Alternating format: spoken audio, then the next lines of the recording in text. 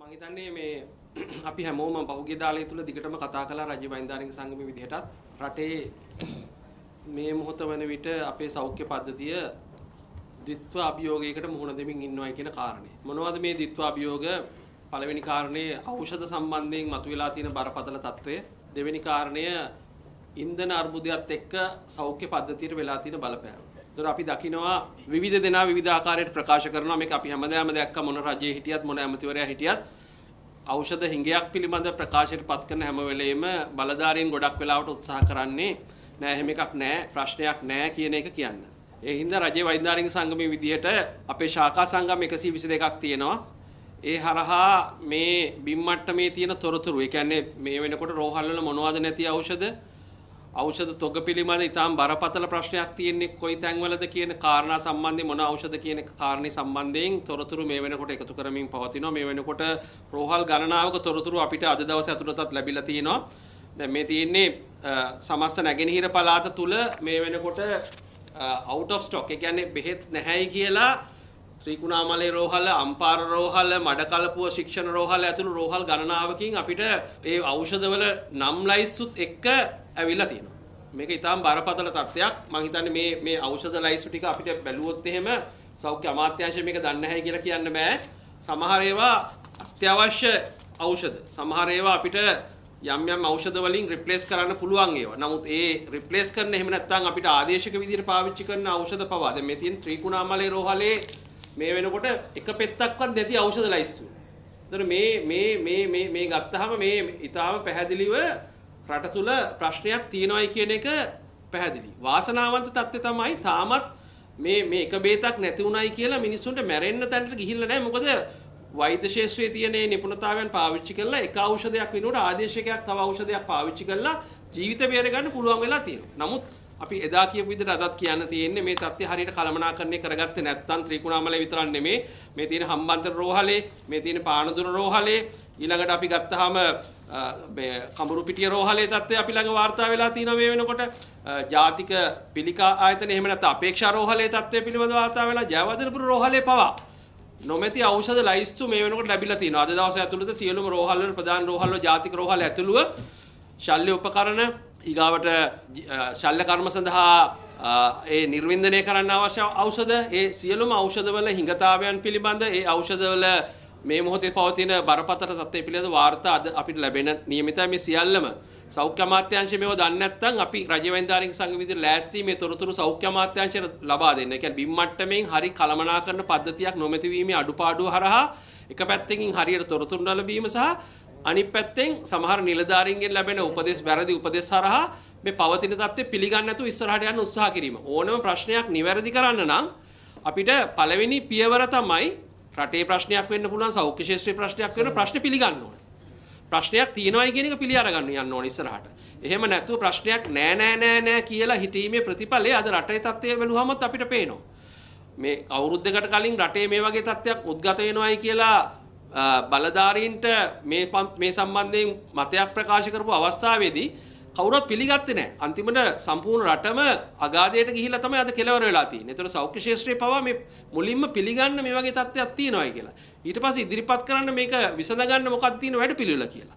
එහෙම නැතුව අර නිලධාරීන්ගේ එහෙම නැත්නම් දේශපාලකයන්ගේ වචන වලින් සෑහීමකටපත් වෙන්න පුළුවන් කාලෙක නෙමෙයි අපි ඉන්නේ. මොකද මේ දේශපාලකයන් මේ ඇමතිවරුන් කියපු ප්‍රකාශ අපේ ජනතාවගේ ඇස් ඉදිරිපිටම බොරු වෙලා ඉවරයි. ඒ නිසා ඒ අය කියන දේවල් තම දොහිතුවකට මායින් කරන්නේ නැති තැනට විශ්වාස කරන්නේ නැති තැනට රට ගමන් කරලා තියෙනවා. ඒ නිසා රජ්‍ය වෛද්‍යානික සංගම විදිහට කියන්නේ මුලින් ප්‍රශ්න පිළිගන්න, ප්‍රශ්නය ඉදිරි සති දෙක තුන ඇතුළත බරපතල වෙන්න පුළුවන් කියන කාරණේ පිළිගන්න, ඒ සඳහා විසඳුම් මොනවද කියලා අපි ඉදිරිපත් කළා තියෙන විසඳුම් ඒ හරහා ක්‍රියාත්මක වෙන්න. එහෙම නැති වුණොත් ඊටාම් බරපතල තැනකට මේ සෞඛ්‍ය පද්ධතිය ගමන් කරන්න පුළුවන්. මොකද අවසානයේදී වන්දි ගෙවන්න වෙන්නේ රෝගී ජනතාවට තමන්ගේ ජීවිතවලින්. ඒතර ඒ ඖෂධ සම්බන්ධයෙන් තියෙන ප්‍රශ්නය මොකද මේ සියල්ල මේ ආර්ථික අර්බුදය විසින්ම ඇති කරන ප්‍රශ්න නෙමෙයි. එක පැත්තකින් අකාර්යක්ෂමතාව, අනිත් පැත්තකින් හැමදාම සෞඛ්‍ය ශාස්ත්‍රයේ වෙලාගත් දූෂණ සහ ආක්‍රමිකතා.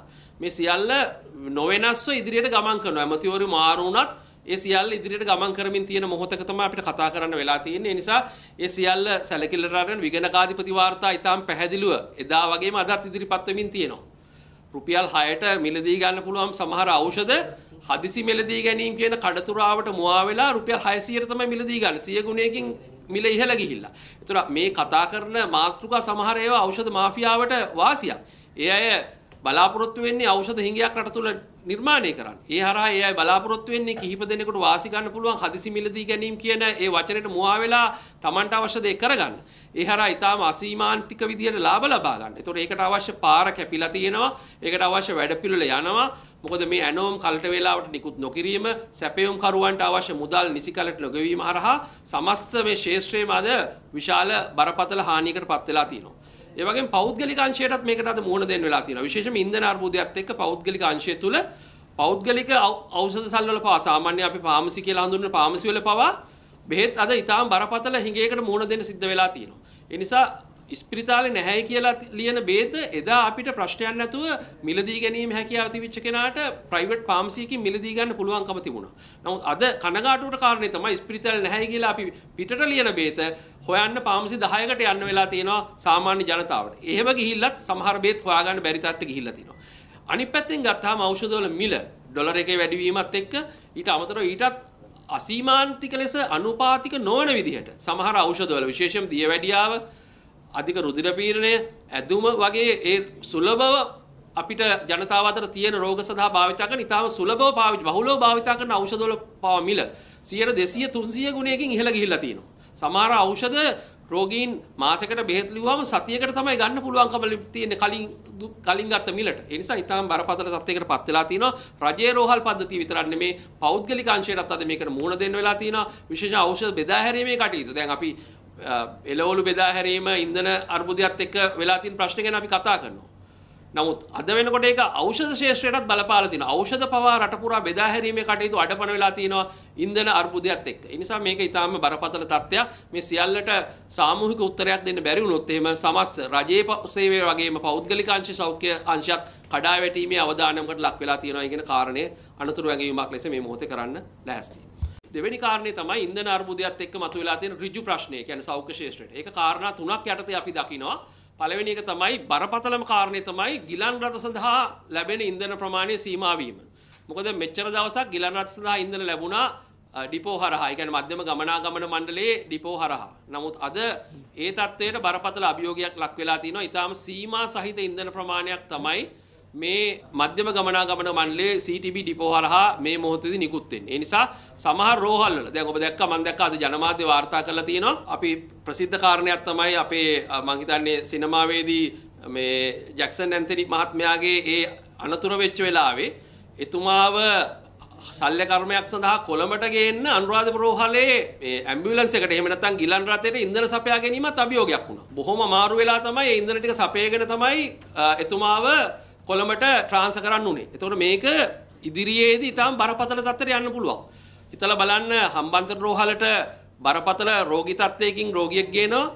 එයාට පහසුකම් මදි හම්බන්තොට රෝහලේ ප්‍රතිකාර කරන්න. එයාව කරාපිටිය රෝහලට මාරු කරන්න ඕනේ. ඇම්බියුලන්ස් එක තියෙනවා රියදුරු මහත්තයක් ඉන්නවා. නමුත් ඇම්බියුලන්ස් එකට ඕන තෙල් ටික නැහැ. මොකද වෙන්නේ ජීවිතයෙන් වන්දි ගෙවන්න දෙන්නේ. ඉතින් මේක ඉදිරියේදී තව බරපතල වෙන්න පුළුවන්. ඒ නිසා පළවෙනි වැදගත්ම දේ තමයි ගිලන් රථ සඳහා ඒ අවශ්‍ය ඉන්ධන දැනට යම් යම් මට්ටමින් සැපේනවා. ඒක සහතික කිරීම බලධාරීන්ගේ වගකීමක්. දෙවෙනි කාරණය රෝහල් වල තියෙන විශේෂයෙන් ප්‍රධාන රෝහල් වල තියෙන විදුලි ජනක යන්ත්‍ර එහෙම නැත්නම් ජෙනරේටර් සඳහා අවශ්‍ය කරන ඉන්ධන සීමා වෙමින් තියෙනවා. ශල්‍ය කර්මයක් කරන මොහොතක ශල්‍යාගාරයේ විදුලි බලය ඇන හිටියොත් අපිට බෑකප් ප්ලෑන් එකක් තියෙනවා නම් එහෙම නැත්නම් ජෙනරේටරය ඔන් කරලා වැඩ කරන්න පුළුවන් නම් කිසි ගැටලුවක් නැතුව ඉස්සරහට යන්න පුළුවන්. නමුත් ජෙනරේටරේ වැඩ කරන්න තෙල් ටික නැත්තම් මොකක්ද අර ශල්‍යාගාරයේ ඉන්න මේ වෙනකොට ශල්‍ය කර්මෙන් මුහුණ දෙන්න රෝගියාගේ ජීවිතේට වෙන්නේ. ඒතර තාමත් යම් සීමා සහිත තත්ත්වයක් යටතේ මේ තෙල් ටික ලැබෙමින් තියෙනවා. නමුත් ඉදිරි කාලය සම්බන්ධයෙන් අපිට කිසි විශ්වාසයක් නැහැ. මේක ඊටාම් බරපතල තත්ත්වයක්. තුන්වෙනි කාරණේ තමයි රෝහලට එන්න සෞඛ්‍ය කාර්යාලයට තෙල් ටික නැහැ. මේ සෞඛ්‍ය කියන්නේ සාමූහික ප්‍රයත්නයක්. එහෙම නැත්නම් කණ්ඩායමක්. ඒතර විශේෂඥ වෛද්‍යවරයාට විතරක් තෙල් ටික දීලා හරියන්නේ නැහැ. කනිෂ්ඨ කාර්යාලයට විතරක් තෙල් ටික දීලා හරියන්නේ නැහැ. මේ සියලු දෙනාටම වැඩට එන වැඩපිළිවෙලක් එන්න ඕනේ. පොදු ප්‍රවාහනේ ශක්තිමත් වෙන්න ඕනේ. පෞද්ගලික වාහනෙන් එන කෙනාට ඒ තෙල් ටිකට ප්‍රමුඛතාවය හැදෙන්න ඕනේ. ඒ ක්‍රියාවලිය ක්‍රියාත්මක වෙන්න ඕනේ. එතකොට තමයි අර සිකුරාද වැඩසටහන අපි ක්‍රියාත්මක කළේ ඒ යෝජනාවක් විදියට. එතකොට සිකුරාද වැඩසටහනේ පවා අභියෝග රාශියකට මුහුණ දෙමින් තමයි යන්නේ. මහ ජනතාවගේ බාධා කිරීම මැද්ද තමයි ගොඩක් තැන්වල මේ වැඩසටහන පහුගිය සිකුරාදාත් ගියේ. ඒතකොට අපි තේරුම් ගන්න දේ තමයි අද නිරෝගී වෙන්න මම හෙට රෝගී වෙන්න පුළුවන්. ඒ මොහොතේදී විතරනම් අපිට සෞඛ්‍ය පද්ධතිය වටිනාකමගේ තේරෙන එක ඊටාම අවාසනාවන්ත තත්ත්වයක්. මම දැක්ක දැන් ගාල්ලේ එහෙම අර කොටුවේ පිරවුම් හලේදී සමහර කෙනෙක් කියනවා එක පුද්ගලයෙක් කියනවා මම හිතන්නේ ඒක සමාජයට ලක් කරන්න හොඳ නැහැ. මැරෙන මිනිහා කොහොමත් මැරෙනවා. ඒ මිනිහා බේර ගන්න කවුරුවත් නැහැ. එහෙනම් අපිට සෞඛ්‍ය වැඩක් නැහැ කියලා. ඒතර කොච්චර මුග්ධ ප්‍රකාශයක්ද කියලා බලන්නකෝ. ඒ මොහොතේ න ආවේගات එක්ක වෙන්නේ නැහැ සමහරට මේ ප්‍රකාශ කරන්නේ. නමුත් පොදුවේ පොදු ජනතාව තුළ තියෙන ආකල්පයකට වඩා සමහර දෙනෙක් සමාජය තුළට ඇතුල් කරන්න හදන සමහර ආකල්ප. ඊගාවට මේ ඉන්ධන පිරුහල් වල ආරක්ෂා ප්‍රශ්නේ ඊට අමතරව විශේෂඥ වෛද්‍යවරුන්ට පවා තෙල් පොලිමේ පැය 6 8 10 12 ගත කරන්න සිදුවීම. ඒතර අපි මේකේ සාරාංශයක් හැදුවා. සමස්තයක් විදිහට සිකුරාදා දිනේ වැඩසටහනේ දවල් 12 වෙනකොට ලැබිලා තිබුණේ පිරවුම් හල් වලින් 25%කට විතරයි තෙල් ටික ලැබිලා තිබුණේ. සමහර විශේෂඥ වෛද්‍යවරු උදේ 6ට තමයි පොලිමට ගිහිල්ලා තිබුණේ. එතකොට දවල් 12 වෙනකොට තෙල් ලැබිලා නොතිබිච්ච ෂෙට් 75%කට තෙල් ගිහිල්ලා තිබුණේ නැහැ දවල් 12 වෙනකොට. එතකොට හවස 6 වෙනකොට තෙල් ගිහිල්ලා තිබුණේ 58%කට විතරයි. ඒ කියන්නේ හවස 6න් පස්සෙත් විශේෂඥ වෛද්‍යවරු ඇතුළු සෞඛ්‍ය කාර්ය මණ්ඩලයේ 140කට වැඩි පිරිසකට තෙල් පොලිමේ ඉන්න සිද්ධ වුණා. තමන්ගේ ශල්‍ය කර්ම නවත්තලා සායන නවත්තලා පැය 12කට වැඩි කාලයක් පොලිමේ ඉන්න සිද්ධ වෙච්ච විශේෂඥ වෛද්‍යවරු අතර සෞඛ්‍ය කාර්ය මණ්ඩලයේ සමස්ත කාර්ය මණ්ඩලයේ 140කට වැඩි. ඒ වගේම තෙල් තොග ප්‍රමාණවත් නොවීම නිසා සමහර තැන්වල 20ක් 30ක් සෞඛ්‍ය කාර්ය මණ්ඩල සමහර තැන්වල විශේෂඥ වෛද්‍යවරුන්ට පවා හැරිලා යන්න සිද්ධ වුණා. ඒ හින්දා මේ තෙල් තොග ප්‍රමාණවත් නොවීම ඊට අමතරව මේ ප්‍රමාද වීම මේ බවුසර් ළඟාවීම ඇතුළු මේ කාරණා ආරක්ෂාව ඇතුළු විසඳ ගන්න නැතුව ඉදිරි වැඩපිළිවෙල අපිට සාර්ථක කරන්න බැරි වෙයි කියන කාරණේ තමයි අපි විශ්වාස කරන්නේ. එතෙන්දී අද දවසෙත් අපි සෞඛ්‍ය අමාත්‍යාංශ සමග මේ සමග කතා කළා ඉදිරි සිකුරාදා දිනේ මේට වඩා සාර්ථක කරගන්න. ඒකෙදි මහ ජනතාවගේ සහයෝගය අත්‍යවශ්‍යම ඕන වෙනවා. ඒවා පවත්වාගෙන යන්නේ මහ ජනතාව වෙනුවෙන්. මහ ජනතාවගේ ජීවිත බේර ගන්න. ඒතකොට ඒක අපිට බිඳ වැටුනොත් එහෙම අනිවාර්යයෙන්ම ජනතාවට තමයි ජීවිත වලින් වන්දි ගෙවන්න සිද්ධ වෙන්නේ. ඒ නිසා කරුණාකරලා අපි ඉල්ලනවා බලධාරීන්ගේ වගකීම තමයි ප්‍රමුඛතාව හරියට හඳුනගන්න එක. මම දැක්කා ජනමාධ්‍ය වාර්තා කරලා තියෙනවා ශ්‍රේෂ්ඨාධිකරණයේ විසිනුත් මේ සම්බන්ධයෙන් නියෝගයක් දීලා තිබුණා නීතිපතිවරයාට ප්‍රමුඛතාව සකස් කළා අධිකරණයට ඉදිරිපත් කරන්න කියන කාරණේ. ඒක ඉතාම වැදගත් වෙනවා. ඒක ඉතාම පාරදෘශ්‍යව විය යුතුයි. එතෙන්දී ජීවිත ආරක්ෂක සේවාවක් කරන සෞඛ්‍යයට essential service එකක් විතරක් නෙමෙයි, emergency service එකක් විතරක් නෙමෙයි, ජීවිත ආරක්ෂක සේවයක්. ඒ කියන්නේ life saving service එකක්. කියන සෞඛ්‍යයට දැන තැන මොකක්ද කියන එක සම්බන්ධයෙන් බලධාරීන් අධිකරණයට කරුණු ඉදිරිපත් කළ යුතුයි. ඒ සියල්ල සහතික කිරීම හරහා ජනතාවගේ ජීවත් වීමේ අයිතිය තහවුරු කිරීම බලධාරීන්ට අත්හල නොහැකි වගකීමක්. ඒ කාරණා නිසි පරිදි ඉෂ්ට කළා මේ ඉදිරි අභියෝග ජය ගන්න පුළුවන් විසඳුම් බලධාරීන් විසින් ඉදිරිපත් කරයි කියලා බලාපොරොත්තු වෙනවා. අවසාන වශයෙන් මේ මොන දේ තිබුණත් වැඩක් නැහැ.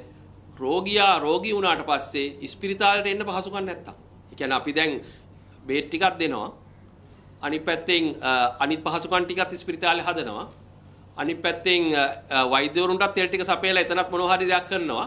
නමුත් ගමේ ඉන්න දුෂ්කර පළාතක ඉන්න රෝගියාට අසාධ්‍ය වුණාට පස්සේ රෝහලට එන්න ක්‍රමවේදය නැත්තම් හැදිලා පොදු ප්‍රවාහනයේ ඇතුළුව. මොකද ගිලන් රථ සේවා සීමා සහිතයි. පොදු ප්‍රවාහනයේ ශක්තිමත්ව පවත්වා ගැනීම ඒ වගේම විශේෂයෙන් මම දැක්ක ඊයේ දවස් තුලත් පෝලිං වල ඉතාම දැඩි අපහසුතාවයට පත් වෙලා ඉන්නවා ගර්භණී අම්මලා. මේ ගර්භණී අම්මලා විශේෂයෙන්ම මේ ප්‍රසූතිය ආසන්නයේ ඉන්න සති 36 37 වෙලා මාස 7 8 9 පැනපු සමහර ගර්භණී අම්මලා කෑන් ටික අරගෙන පොලිමේ ඉන්නවා තමන්ගේ ගෙදර තියෙන ත්‍රිවිල් එකට බයිසිකලයට තෙල් ටික ගහ ගන්න. ඒ නිසා මේ ප්‍රමුඛතාව හැදීමේදී මේ ගර්භණී අම්මලට ප්‍රමුඛතාව ලබා දීම සම්බන්ධයෙන් විශේෂ අවධානයක් යොමු කරන්න ඕන.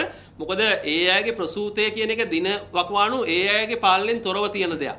ඒ නිසා ඒකට සූදානම් වෙලා ඉන්න එක මොකද ගෙදර දරුවෝ හම්බ වෙන්න බෑ. ගෙදර ගෘහ ප්‍රසූතයක් සිද්ධ වෙනවා කියන්නේ අපි අවුරුදු 50ක් 60ක් ආපස්සට යනවායි කියන කාරණය.